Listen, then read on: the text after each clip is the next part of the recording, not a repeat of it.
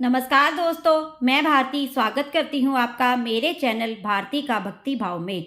नवरात्रि के 9 दिनों में विधि विधान से माँ दुर्गा की पूजा अर्चना की जाती है। इसी के साथ दुर्गा सप्तशती का पाठ करना अनंत पुण्य फलदायक माना जाता है। दुर्गा सप्तशती के पाठ के बिना दुर्गा पूजा अधूरी मानी जाती है, परंतु जब भी हम दुर्गा सप्तशती का पाठ करना चाहते हैं तो मन में प्रश्न उठता है कि पाठ किस प्रकार किया जाए जिससे संपूर्ण पाठ का फल मिले। दुर्गा सप्तशती में शापोद्धार व उत्कीलन के लिए विभिन्न मंत्र दिए गए हैं, जिन्हें करना सामान्य ग्रस्त के लिए संभव नहीं होता। ऊपर से यदि मंत्रों का सही उच्चारण न किया जाए तो उसके गलत प्रभाव भी हो सकते हैं। अतः आज मैं आपको बताने वाली हूँ दुर्गा सप्तशती को पढ़ने का सरल तरीका, जो कि स्वयं दुर्गा सप्तशती की पुस्तक में दिखाया गया है, जिसे करने से संपूर्ण पाठ का फल प्राप्त होगा। वह प्रतिदिन आपके लिए करना संभव भी होगा तथा उसी में शापोद्धार व उत्कीलन भी शामिल है। तो चलिए सबसे पहले पुस्तक के विषय में संक्षेप में जान लेते हैं। दुर्गा सप्तशती कुल 700 संस्कृत श्लोकों का संग्रह है और इन 700 श्लोकों को 13 अध्यायों में बांटा गया है। दुर्गा सप्तशती पाठ में 3 चरित्र यानी 3 खंड होते हैं। ये 3 खंड है प्रथम चरित्र, मध्यम चरित्र व उत्तम चरित्र। प्रथम चरित्र में पहला अध्याय आता है, मध्यम चरित्र में दूसरा, तीसरा व चौथा अध्याय आता है, उत्तम चरित्र में 5 से लेकर 13 तक अध्याय आते हैं।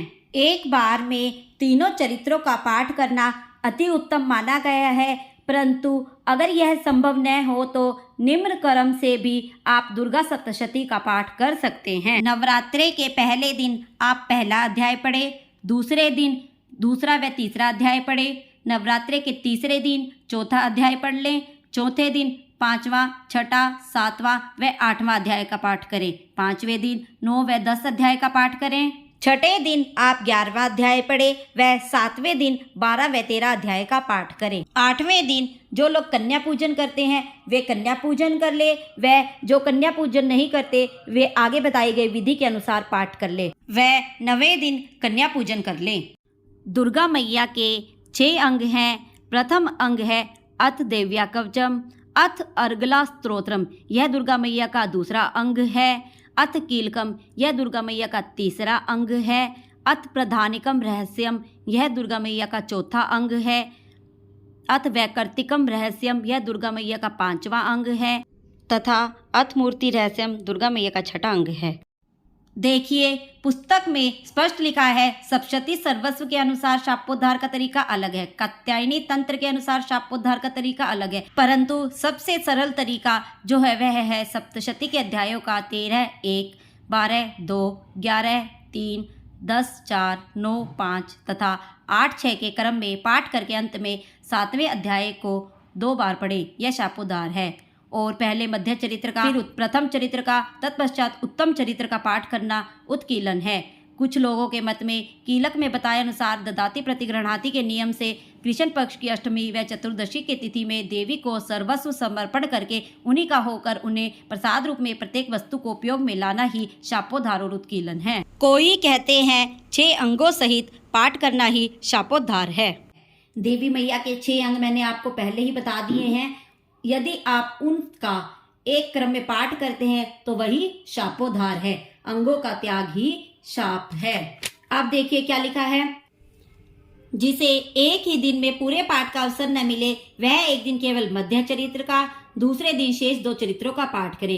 इसके सिवा जो प्रतिदिन नियम पूर्वक पाठ करते हैं उनके लिए एक दिन में पाठ न होने पर जो मैंने आपको पीछे क्रम बताया था उस क्रम से पाठ करने का आदेश दिया गया है। ऐसी दिशा में प्रतिदिन शापोद्धार और कीलक कैसे संभव है। अतः पुस्तक में शापोद्धार और उत्कीलन की विधि मंत्रों के अनुसार दी गई है, परंतु हमारे गृहस्थ आश्रम वालों के लिए यह जरूरी नहीं है। अतः मैं आपको अब दूसरा तरीका बताने वाली हूँ कि आपको पाठ किस प्रकार करना है। तो फ्रेंड्स अब चलिए ध्यान से समझिए कि आपको शुरुआत से पाठ किस प्रकार करना है। उसके लिए हम अपनी पुस्तक के आरंभ में चलते हैं। सबसे पहले आपको अथ सप्तश्लोकी दुर्गा पढ़नी है। ये संस्कृत में भी है और हिंदी में भी है। आपको जिस प्रकार सुविधा लगे आपने उसी प्रकार पढ़ लेनी है। उसके बाद दुर्गा अष्टोत्तर शतनाम स्तोत्रम दिए गए हैं, तो आपने उसके बाद ये दुर्गा मैया के 108 नाम पढ़ लेने हैं। उसके पश्चात आपने पढ़ना है अथ देव्या कवचम। देवी मैया का कवच दिया गया है, आपने ये पढ़ लेना है। देवी का कवच पढ़ने के पश्चात आपको पढ़ना है अथ अर्गला स्तोत्रम। उसके पश्चात आपको पढ़ना है अथ कीलकम स्तोत्रम। उसके बाद जो भी अध्याय आपका है, जिस दिन के हिसाब से आप अपना अध्याय का पाठ कर लें। अध्यायों का पाठ करने के पश्चात आपने पढ़ना है अथ प्राधानिकम रहस्यम, फिर पढ़े आप अथ वैकर्तिकम रहस्यम, उसके पश्चात आप पढ़े अथ मूर्ति रहस्यम। ये सभी रहस्य पढ़ने के पश्चात इसमें दुर्गा मानस पूजा दी गई है। दुर्गा मैया के यहाँ पर 32 नाम अलग से दिए गए हैं। वह देवी माता से अपराध क्षमा प्रार्थना स्त्रोत दिया गया है। यदि आपके पास समय है तो आप इन तीनों का, दुर्गा मानस पूजा का, देवी मैया के 32 नाम का व देवी मैया से अपराध क्षमा प्रार्थना स्तोत्र का पाठ कर ले।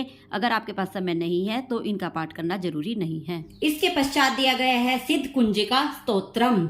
सिद्ध कुंजिका स्तोत्र पढ़ना आवश्यक है। जो लोग नित्य प्रति देवी का सप्तशती पाठ नहीं कर सकते हैं या जिन्हें ऑफिस जाने की जल्दी रहती है, अगर वो ये सारा दुर्गा सप्तशती ना पढ़ पाए तो सिद्ध कुंजिका स्तोत्र मात्र केवल पढ़ने से ही संपूर्ण दुर्गा पाठ का फल उन्हें मिल जाएगा। इसके अतिरिक्त यह दुर्गा मैया का बीज मंत्र है ओम एम हिम क्लीम चामुंडाई विचय। आप चाहे तो सप्तशती पाठ प्रारंभ करने से पहले व बाद में इसका जप कर सकते हैं। इसके अतिरिक्त आपको अन्य मंत्र आते हैं तो आप उनका भी जाप कर सकते हैं। उसके पश्चात आप दुर्गा मैया से क्षमा प्रार्थना कर ले। उसके बाद आप अम्बे जी की आरती कर लें। बस इतना सा करने से ही आपको संपूर्ण दुर्गा पाठ का फल प्राप्त हो जाएगा व आपका दुर्गा सप्तशती का पाठ भी पूर्ण हो जाएगा। अगर आपको वीडियो पसंद आई है तो वीडियो को लाइक एंड शेयर कीजिएगा और मेरे चैनल को सब्सक्राइब कीजिएगा। धन्यवाद।